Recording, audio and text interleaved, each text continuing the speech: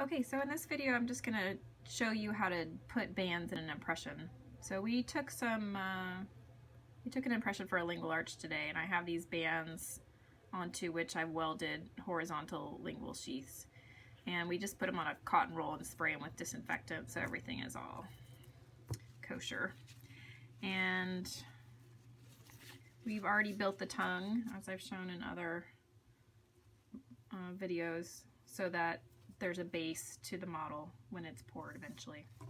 And I wanted to just show that one of the more important things to do here is to pick the impression before you put the bands in, because everywhere there's an overlap to where the band would sit, you have to remove those pieces or it interferes with the seating of the band, and then your final appliance will be less accurate.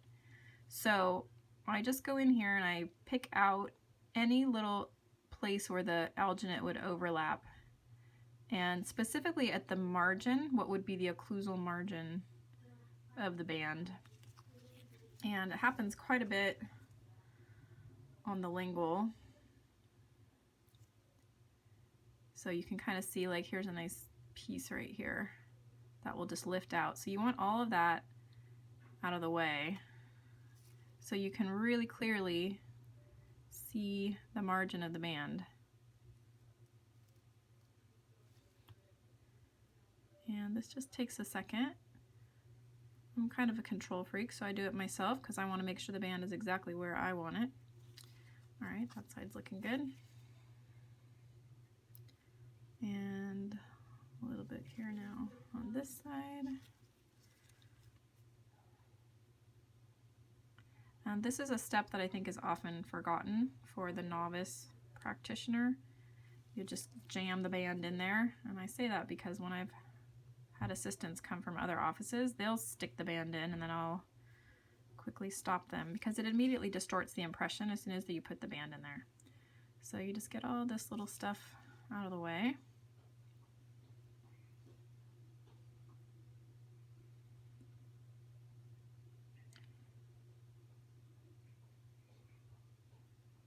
And this one right here is a big offender.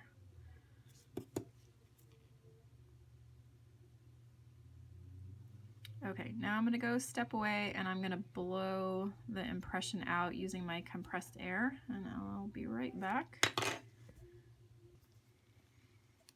Okay, so now I have a really nice clear margin and I've blown out all the excess, so this model will be immediately ready to pour as soon as I have the bands in.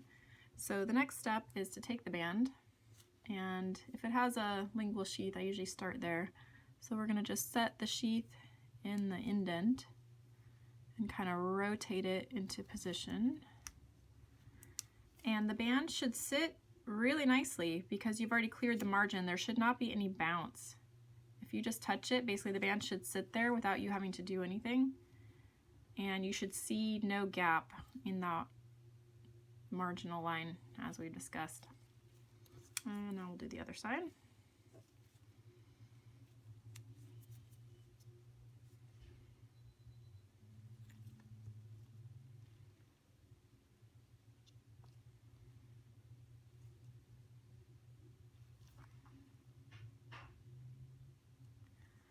Okay, and so without forcing it, the band should sit there. I can check all my margins. So there's no pressure, there's no movement. The band is very secure. Now, at this point, you do have to secure this because otherwise when you or your assistant vibrates it, the bands will come floating out of the impression. So what we're going to do is use some sticky wax. Okay, back to fun lab work. So I'm just going to light my torch here.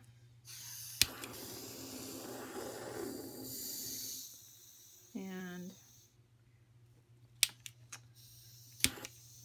these are great. You can buy this on Amazon for about 50 bucks. And I use it for a lot of different lab applications. You can solder with it, etc.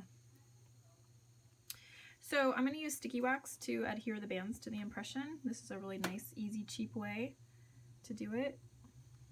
So if we just put a little wax around the edges, It doesn't have to be neat because you're going to go back and neaten it up. Just enough volume.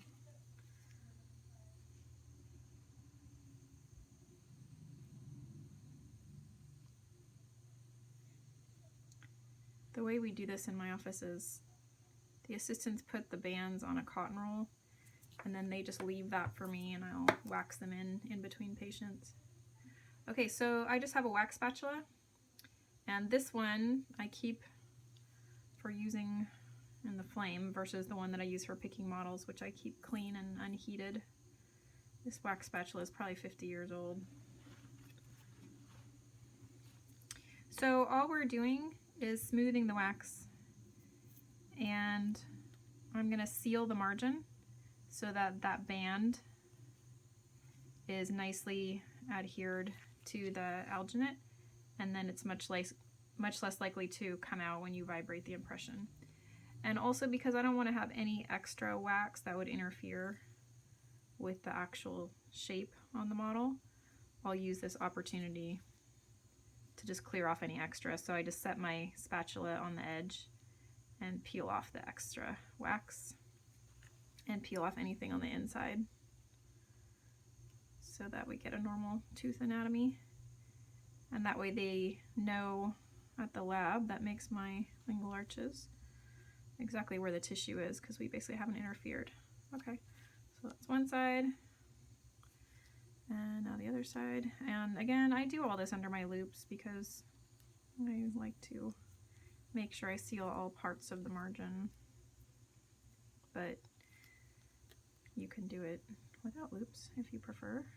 And so again, I'm just going to peel off anything that would be close to the tissue. So all we have is the small seal.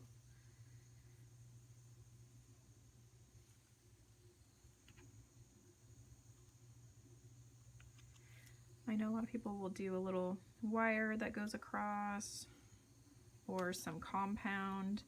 I find this to be a really cheap, easy way to deal with it. And we don't have bands come popping out. The appliances fit, so there you go, works for us. Okay, so nice clean impression. The margins are good, the bands are adhered, they don't move, and now you can pass that to your assistant. And then, like any impression pouring, they'll put some stone here and here, and then through the rest, and then fill the rest of the impression. And I just ask them not to vibrate it directly, so they're instructed to keep a finger between the model and the vibrator so that the bands aren't forced out of the impression.